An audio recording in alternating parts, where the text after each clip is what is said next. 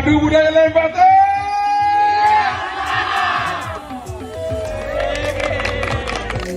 Dua awak eha tim tema arapeha limon ero palantare tema tore auda tema tore hidwa.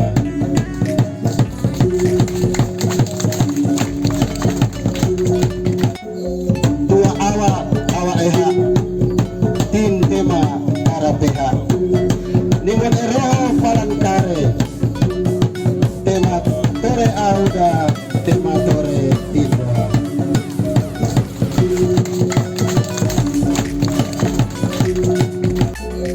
Dua awak eha tim tema arapeha limon ero palantare tema tore auda tema tore hidwa.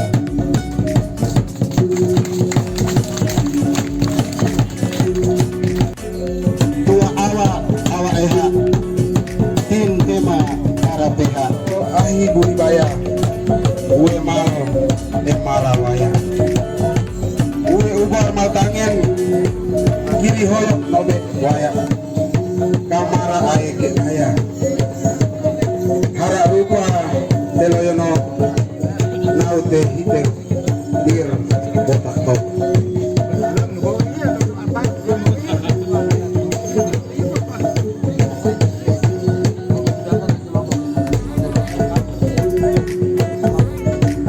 Bako noloreha nobe hen laute tutup tobe.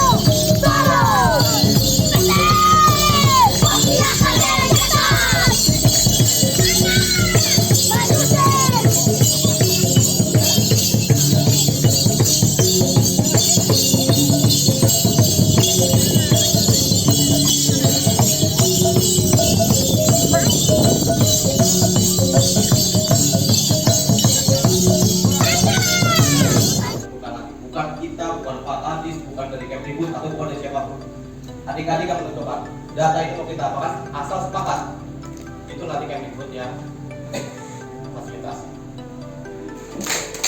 Jadi silakan nanti untuk pendokumentasian sebentar materinya akan disampaikan Pak yang pendokumentasian yang kita maksud keluar BKT yang kita inginkan yang kita inginkan bersama itu seperti apa nanti mungkin bisa disepakati kasih arah kita. Ini gotong royong membantu keluarga yang ada, mau pernikahan, mau kematian, mau hitanan atau yang lain, bangun rumah dan lain. Nah, setelah orang mengenal sistem ekonomi pasar, itu semua tadi dikonversi dengan uang, istilahnya monetisasi. Jadi semua di money, monetisasi. Nah, akhirnya orang-orang yang semula cuma punya tenaga terpaksa harus, jadi kalau saya datang saya harus bawa uang misalnya dalam 20.000, 30.000, nanti undangan disesuaikan. Kalau kelas atas undangannya pakai rokok, jadi dia nanti akan dapat kalau dia dapat rokok undangannya. Tesis saya untuk di IPB waktu S2 itu adalah tradisi budaya yang namanya gangkan pertunjukan.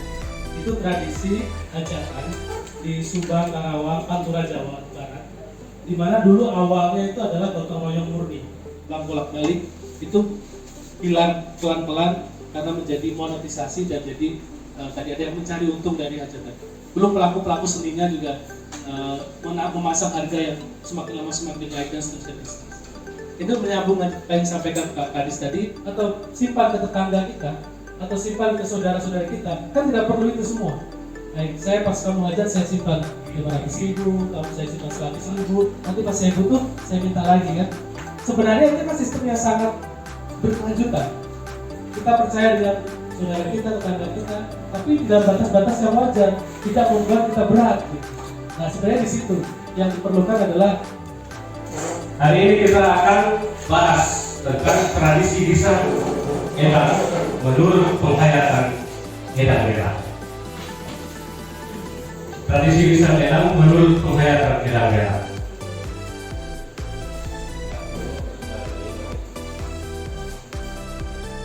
Oke, nah, bisa di subscribe, bisa di like, share, silakan. Oke, itu sedikit perkenalan saya. Kali ini kita akan bahas ini lanjutan dari Pak Eman punya materi kemarin ya, tentang secara turun-temurun baik semua unsur kebudayaan, ekspresi kebudayaan, bentuk kebudayaan, dan bahasa sastra selalu diceritakan dari generasi ke generasi. Dalam istilah Edang, dia bilang tutup buli mau tanah, tutup buli tutun pandangan. Jadi dari generasi ke generasi itu dia bilang sampai utun keu lamentale, utun keu kualeu, lamentale erau. Kemarin teman-teman ini sedikit lebih ke Edang ya. Nah, biar teman-teman dari ATD, dari IAP bisa belajar tentang bahasa Edang. Adapun beberapa kategorisasi terkait makna dan nilai sesuai keyakinan Edang Merah.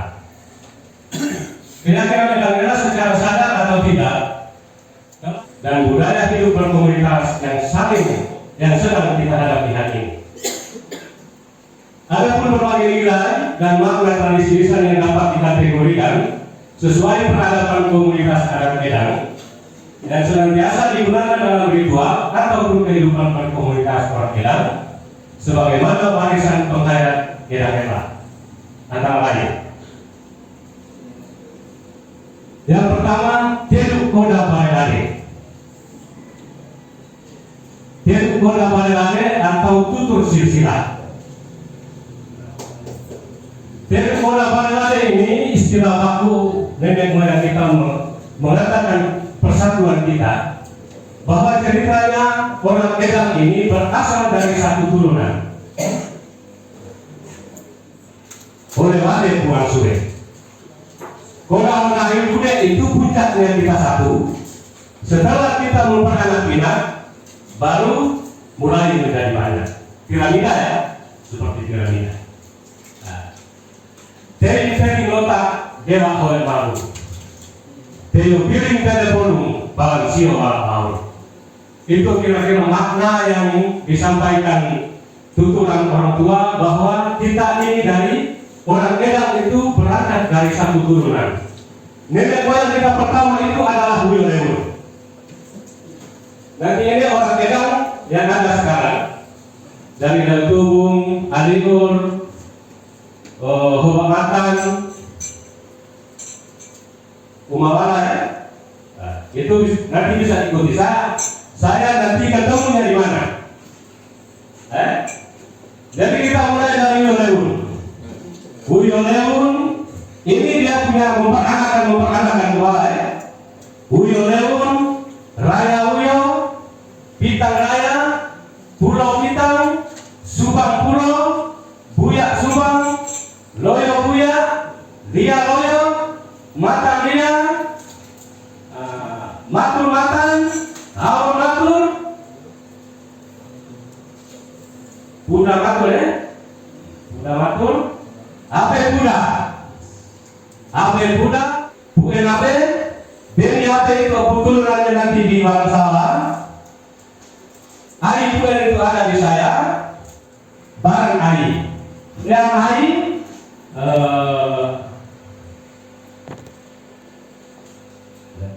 energinya sangat luar biasa. Ya. Nah, Kita kenal banyak hal, mungkin tadi teman-teman sudah omong, ya. Nah, saya hanya mau begini, saya hanya mau omong dan aspek yang saya diminta dikasih materi di sini adalah terkait dengan bagaimana pemanfaatan pangan lokal untuk keberlanjutan hidup. Ya, nah, kira sekelompok orang dan dipakai oleh kelompok itu. Nah, dari terminologi ini, kemudian pasti kita memiliki keragaman budaya, karena keragaman budaya itu dilahir dari pikiran-pikiran kelompok-kelompok. Kalau kelompok-kelompok yang tersebar di Indonesia sekian banyak, maka begitu beragam budaya. Ya, beberapa orang, tapi juga ini menjadi tugas bersama teman-teman, terutama sekali teman-teman pemuda ini. Pandu Budaya ini rata-rata anak-anak muda yang saya kira dari proses sejak awal saya ikuti kegiatan ini, mereka sangat-sangat mengerti dan bisa mengkomunikasikan, bisa menjelaskan banyak hal terkait dengan upaya-upaya pemajuan kebudayaan yang akan mereka lakukan. Dan terakhir dari saya bahwa harapan saya semangat teman-teman Pandu Budaya yang ada di Lembata ini ke depan bisa difasilitasi lebih jauh, karena saya kira sebagai orang yang 2-3 tahun ini menggiati memajukan kebudayaan sebagai penggiat budaya di Kabupaten Lembata, ini skema yang cukup skematis kalau kemudian bisa dimanfaatkan dengan baik, karena dengan cara seperti ini pendokumentasian OPK itu bisa dilakukan lebih cepat dan lebih efektif, karena yang melakukan pendokumentasian OPK ini atau objek pemajuan kebudayaan ini adalah teman-teman yang hidup dan mengalami sendiri kebudayaannya.